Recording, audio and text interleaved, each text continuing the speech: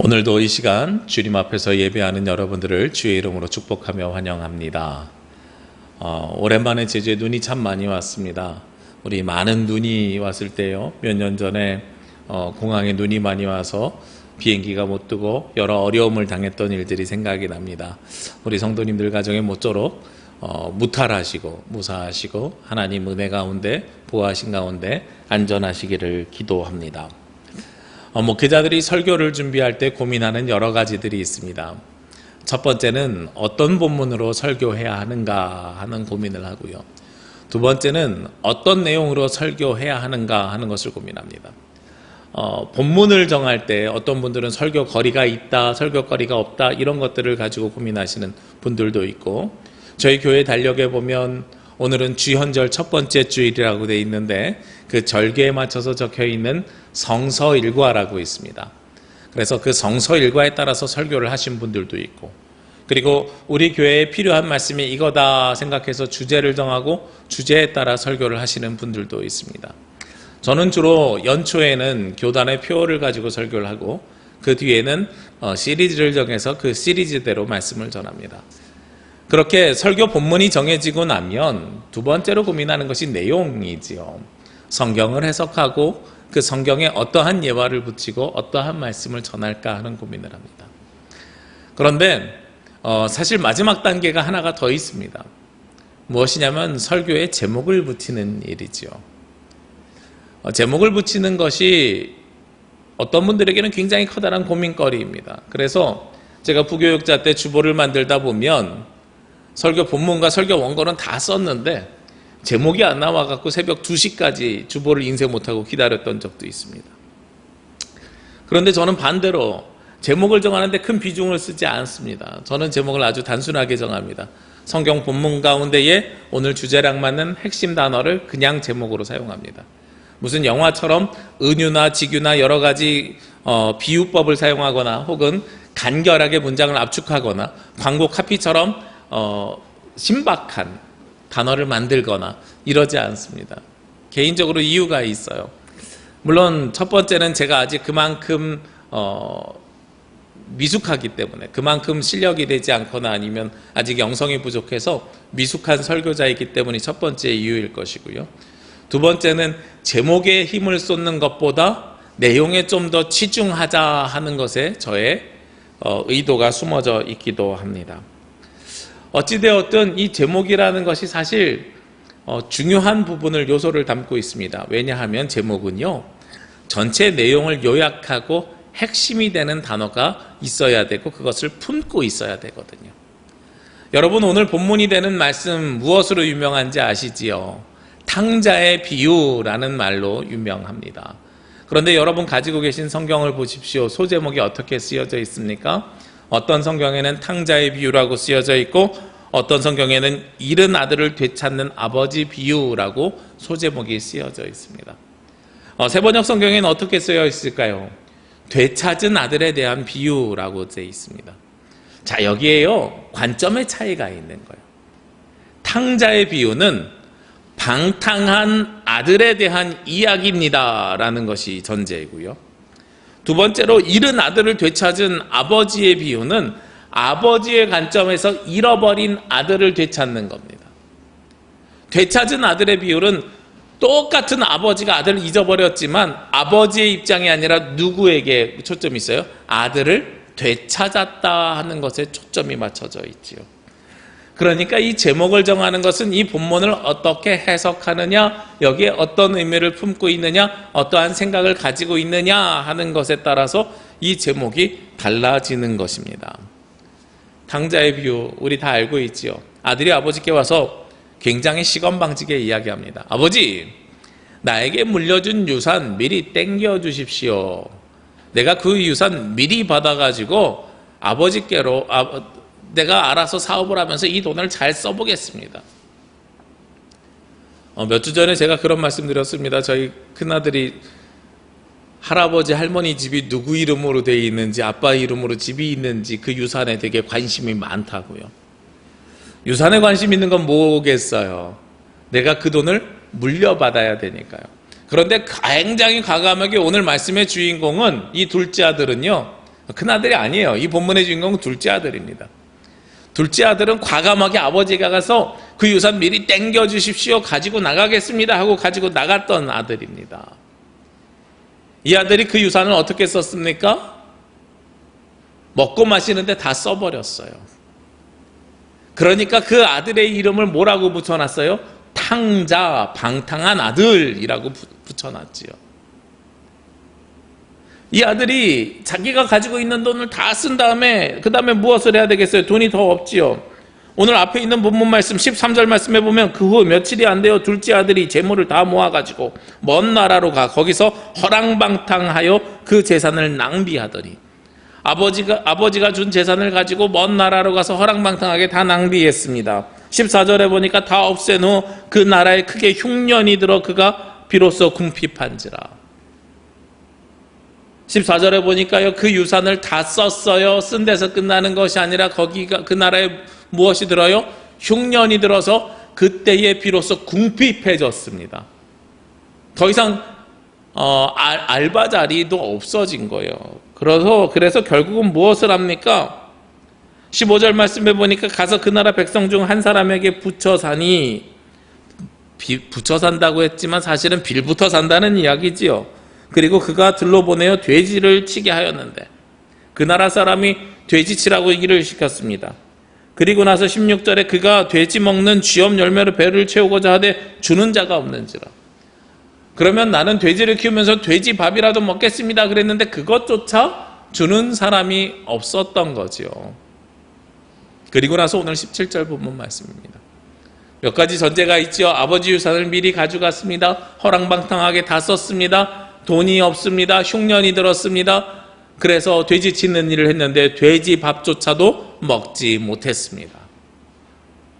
그 상황 속에서 이 사람이 어떻게 했어요? 17절 말씀에요. 이 둘째 아들은 이에 스스로 돌이켜 이르되 내 아버지에게는 양식이 풍족한 품꾼이 얼마나 많은가? 나는 여기서 줄여 죽는구나. 아버지 집에는 종들도 배불리 먹고 사는데 나는 여기서 굶어 죽게 생겼구나 하는 것을 어떻게 해요? 스스로 돌이켜라는 거죠. 올해 우리의 표어 말씀이 뭐라 그랬어요? 주께로 돌이키사 진리와 사랑으로 살게 하소서. 돌이키는데, 지난주는 여호와께 돌이키는데 오늘 말씀은 스스로 돌이키기 시작합니다. 지난주는 여호와 돌이켜 주옵소서 하고 하나님 앞에 기도함으로 돌이킴이 시작되었는데요. 오늘 말씀해 보니까 본인이 스스로 돌이키는 거예요. 즉 회개가 시작이 됐는데 이 돌이킴의 시작은 무엇 때문에 시작이 됐을까요? 첫 번째는요, 줄여 죽는구나. 배고파졌을 때 그때 비로소 돌이킴을 시작합니다. 우리는 너무도 재미있는 사실이요, 인간이 가지고 있는 이 우매함이요, 모든 것을 풍부하게 가지고 있을 때에는 모릅니다. 가지고 있던 것을 잃어봐야 그것의 소중함을 알고 있는 거죠. 잃어버렸을 때 그때에 비로소 돌이킴을 시작합니다. 사도 바울이 빌립보서 4장에서 중요한 이야기를 하죠. 나는 궁핍에 처할 줄도 알고 풍부에 처할 줄도 알아. 일체의 비결을 배웠는데, 그래서 내게 능력 주시는 자 안에서 내가 능치 못할 것이 없는데, 그런데 그걸 언제 깨달았겠어요? 풍부에 있을 때 깨달았겠어요? 아니죠. 언제 깨달았냐면 비천에 처할 줄도 알 때, 비천에 처했을 때 그것을 알게 되어 있습니다. 요즘 눈이 와가지고요, 차를 타고 어디 가는 것이 굉장히 어렵습니다. 체인이 없으면 나갈 수도 없어요. 그리고 제주의 분들은, 제주에서 목회 오래 하신 분들은 체인을 굳이 몇 년에 한 번 쓸 거니까 안 사시기도 하더라고요. 차를 타고 나갈 수 없을 때 차를 운전할 수 있음이 소중해지는 것을 깨달을 수 있습니다. 차가 고장나가지고요, 며칠 정비소 가니까요, 차가 있는 게 너무나도 행복했어. 특히 이렇게 추운 날에는 그 따뜻한 차를 운전하고 가는 것이 너무나도 행복했어 라는 거예요. 핸드폰을 아차 하고 까먹고 집에다가 놓고 나왔을 때 급한 일이 생기면 거기에 전화할 일이 생겼을 때 공중전화 요즘 찾을 수 있어요? 못 찾잖아요. 그러니까 그때에 비로소 그것이 있는 것이 너무도 소중한데 하는 것을 깨달을 수 있습니다. 오늘 이 아들은 어디에 처해서 아버지 집을 깨닫게 되냐면 배고픔에 처했을 때 아버지 집을 깨닫게 됩니다. 너무나도 인간적이죠. 우리가 배고프다는 것은 무엇의 대명사이냐면 모든 것을 다 잃어버리고 내가 인간적으로 가장 비참함의 끝이 배고픔이에요. 굶어서 죽게 생겼구나. 먹을 것조차 없구나. 집에 쌀 한 톨이 없구나. 유치부에서 이런 설교 해봤더니요, 유치부 어린이들이 그래요. 아, 목사님 돈 주고 마트 가서 쌀 사오면 되지요. 쌀이 왜 없겠어요? 돈이 없으니까 쌀도 없는 거죠. 먹을 것이 없다는 것은 심지어 무엇도 없냐면 잘 곳도 없다는 이야기가 되고요. 어쩌면 오늘 이 이야기는 노숙해야 된다라는 이야기일 수도 있습니다. 이 배고픔에 비로소 아버지 집을 생각하게 되는 것이 오늘 둘째 아들의 모습입니다. 그러면 이는 이 생각은 누가 할 수 있느냐? 바로 이것을 가지고 있었던 사람들이 잃어버렸을 때 하는 생각이에요. 배고픈 사람들은, 배고픈 것은요, 누구나 다 배고픈데요, 계속 노숙을 해왔거나 혹은 계속 비천해서 어렵게 살았던 사람들은 그 생활에 익숙해가지고 그냥 그것이 중요한지 잘 모르고 있습니다. 모든 것을 풍족하게 먹었던 사람은 배고픔에 익숙하지 않아요. 그러니까 즉 소유를 잃어버린 사람들이 다시 그곳으로 돌아가기를 소망하고 바라고 있는 겁니다. 그래서 오늘 이 둘째 아들은 어떻게 합니까? 그 뒤에 보면 18절 말씀에 내가 일어나 아버지께 가서 이르기를 아버지, 내가 하늘과 아버지께 죄를 지었사오니 지금부터는 아버지의 아들이라 일컬음을 감당하지 못하겠나이다. 나를 품꾼의 하나로 보소서 하리라. 여기까지는 뭐냐면요, 결단이에요. 내가 이렇게 이야기해야지 하고 스스로 마음먹은 겁니다. 그리고 나서 오늘 본문 말씀에 이에 일어나 아버지께로 가서, 가지고 있던 것을 잃어버렸던 이 둘째 아들은 배고팠어요. 배고프면서 회개를 해요. 아버지께로 돌이켜 가야 되겠다 하는 마음을 먹어요. 결단합니다. 거기서 끝나는 게 아니죠. 이에 일어나 아버지께로 갑니다. 이게 이 아들이 가지고 있었던 굉장히 놀라운 역사입니다. 우리가 마음 먹는 건 누구나 다 할 수 있어요. 결심은 누구나 다 합니다. 올 한 해 시작하면서 어떤 결심하셨습니까? 지난주에도 말씀드렸지요. 시작이 반이라고요.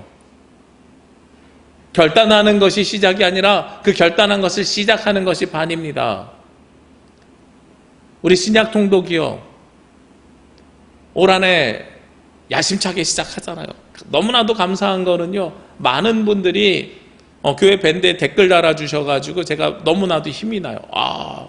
우리 성도님들이 이렇게 같이 읽으니까, 공동체적인 성경 읽기를 같이 하니까 너무 감사한 거예요. 혹시 열흘이 지났는데 내가 지금 시작해도 돼? 시작해도 괜찮습니다. 아직 시작하지 못하신 분들은 오늘 이 말씀을 듣고 오늘 예배를 드리시고 바로 시작하셔도 괜찮습니다. 댓글 다는 것이 괜히 부끄럽거나 사람들 보시기에 그러면 가이드북 있잖아요. 그곳에다 쓰십시오. 하루 한 절씩 쓰십시오. 내가 오늘 읽고 오늘 읽은 말씀 가운데 은혜 받은 말씀 쓰시면 됩니다. 댓글도 다시면 됩니다. 10일 늦게 시작해서 10일 늦게 끝나도 돼요. 부끄러운 일 아닙니다. 하나님의 말씀을 보는 것이 왜 부끄러운 일이겠어요? 아무것도 하지 않는 것이 오히려 부끄러운 일입니다. 오늘 둘째 아들과 같이 마음은 먹고 내가 이렇게 해야지 하고 결심하고 결단하는 것이요, 누구나 다 생각합니다. 그런데 중요한 것은요, 무엇이냐면 그대로 행하는 거예요. 이 돌이킴은, 주께로 돌이키사 할 때 이 돌이킴은 어떻게 되는 것이냐면 마음 먹고 결단하고 하나님 앞에 물어보는 것으로 시작이 되지만 결국은 이에 일어나 아버지께로 가니라 하는 이 행동 속에서 완결이 되는 겁니다. 엄마 아빠가 그러잖아요, 아이들에게. 아들아, 뭐하니? 그냥 있어요. 그러면 바로 그래요. 왜 그냥 있어? 공부해야지. 지금 하려고 했어요. 지금 하려고 했어요 라는 말을 들으면 부모가 어떻겠어요? 부모가 듣고 싶은 말은 지금 하려고 했어요가 아니라 지금 하고 있어요 라는 말이잖아요. 우리 말씀을 들으신 부모님들 다 동감하실 거예요. 지금 하려고 해요, 이제 시작하려고요 라는 단어가 아니라 지금 하고 있어요 하는 현재 진행형 ing를 보고 싶어 한단 말이에요. 하나님께서도 여러분에게 동일한 말씀을 하십니다. 너 언제 신앙을 회복할 거냐? 언제 신앙의 자리로 돌아갈 거냐? 언제 옛적과 같이 살 거냐? 이제 시작하려고요. 아니요. 이제 시작하려고 하는 게 아니라 지금 가고 있어요. 지금 하고 있어요 라는 말씀을 듣는 거예요. 오늘 이 말씀 속에서 또 중요한 것이 하나 있습니다. 이 둘째 아들이요, 아버지 집으로 돌아가기를 결정하는데 어떻게 결정합니까? 나 다시 둘째 아들로 가야 되겠어? 혹은 나 셋째 아들로 가야 되겠어? 이런 결정하는 게 아니죠. 내가 배고파 죽겠어. 아버지 집으로 돌아가는데 무엇으로 돌아가요? 종으로 돌아갑니다. 이 아들은 알고 있어요. 내가 집을 한번 나왔기 때문에 회개하면 원상복귀가 되는 것이 아니라 이전과 같이 될 수 없음을 알고 있는 거예요. 그러면서 스스로 겸손하게 되기를 결정하고 결단하는 겁니다. 우리 지난주에 리턴이란 단어를 함께 나눴지요. 주님께로 돌아가는 단어가 리턴인데, 리턴이 그런 단어잖아요. 왼쪽부터 오른쪽까지 글을 다 쓴 다음에 엔터키를 누르면 그 다음 줄로 가는데 거기서부터 시작한다고요. 처음부터 시작하지만 첫 줄이 아니라 두 번째 줄에서 시작한다고요. 지나간 역사가 지워지는 것이 아니라 지금부터 새 역사가 쓰여져 간다고요. 이 아들이 회개하면서 아버지께로 돌아가기로 작정하면서 본인이 써나가려고 했던 새 역사는 아들의 역사가 아니라 종의 역사로 바뀌게 된 겁니다. 이게 굉장히 중요해요. 우리가 이전으로 돌아갈 때, 예전으로 돌아갈 때 우리는 무엇을 하기로 작정하냐면 그때와 똑같이라고 생각을 합니다. 코로나가 종식된 다음에 코로나 이전으로 돌아갈 때 코로나하고 또 코로나 이전에 똑같이 우리가 할 수 있을 거라고 생각을 합니다. 그런데 그러지 않아요. 세상은 변합니다. 바뀝니다. 어제와 나는 차이가 없지만 어제와 나는 다릅니다. 시간이 지나니까요. 똑같은 삶을 살아가고 있지만 똑같지 않은 삶을 살아가고 있는 거예요. 오늘 이 아들은 겸손하게 아버지께로 돌아가기로 작정하고 그대로 행합니다. 돌이킴을 자신의 몸으로 직접 살아갑니다. 그랬더니요, 오늘 20절 말씀에 보니까 아직도 거리가 먼데 아버지가 그를 보고 측은히 여겨 달려가 목을 안고 입을 맞추니 아들이 이르되 아버지, 내가 하늘과 아버지께 죄를 지었사오니 지금부터는 아버지 아들이라 일컬음을 감당하지 못하겠나이다. 굉장히 겸손한 모습으로 갔죠. 이 둘째 아들이 앞에 있는 11절, 12절 말씀에서는 어떻게 아버지에게 재산을 가지고 갔습니까? 나에게 미리 줄 유산 지금 땡겨 주십시오. 내가 가지고 가겠습니다. 사실 교만의 극치였거든요. 유산이라는 것은 돌아가신 다음에 받는 것인데 미리 달라고 하고, 나는 그만큼 평생 아버지의 아들로 살 만큼 자신감이 있고 내가 이 유산 미리 받아서 처음부터 허랑방탕하게 쓸 생각으로 갔겠어요? 이 유산 있으면 내가 평생 혼자서 잘 먹고 잘 살 수 있어, 이런 착각 속에서, 교만함 속에서 가지고 간 거죠. 그런데 세상에서 삶을 살아보고 아버지 없는 삶을 살아보고 나는 아무것도 할 수 없는구나. 그리고 굶어 죽을 그 상황 속에서, 배고픔 상황 속에서 아버지께 돌아가야 되겠구나. 돌아가되 이전과 다른 삶으로 돌아가야 되겠구나. 종으로 돌아가야 되겠구나 하고 결단하고 돌아온 것이 이 아들의 모습입니다. 그런데 우리가 말씀이 길어서 읽지는 않았습니다만 22절 이후에 이 아버지는 아들을 어떻게 받아주십니까? 종으로 받아요? 그래, 네가 종한다 그랬으니 종으로 들어와라, 이렇게 이야기합니까? 아니죠. 아버지께서는 아들로 받아주시고 이 아들이 되돌아온 것에 잔치를 벌려주십니다. 그러면 둘째 아들이 나갔다가 다시 돌아왔는데 아버지가 아들로 받아줬어요. 그럼 이전과 이 아들은 똑같은 삶을 살아가는 건가요? 아니죠. 똑같이 아들이 되었으나 다른 아들이 되었어요. 아들이라는 지위는 똑같지만 어떻게 달라졌습니까? 교만한 아들이 겸손한 아들로 바뀌었습니다. 풍부만 받았던 아들이 비천도 할 수 있는 아들로 바뀌었습니다.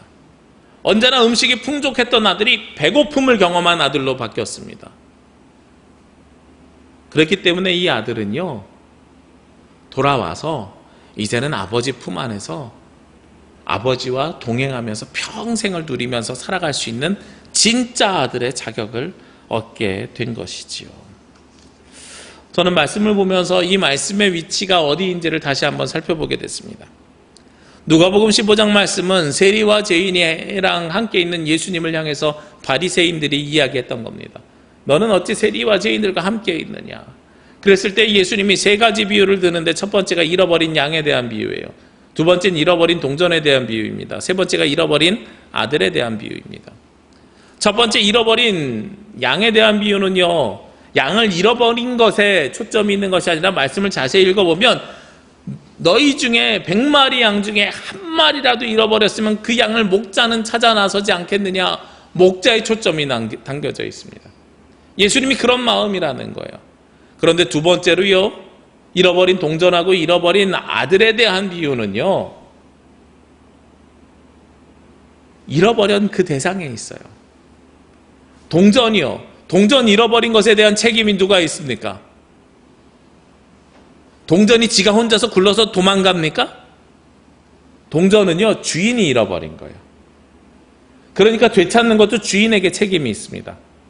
근데 잃어버린 아들은요, 달라요. 이 아들이 아버지가 잃어버렸어요. 손잡고 어린아이 데리고선 놀이동산 갔다가 손 놓쳐가지고 잃어버린 거예요?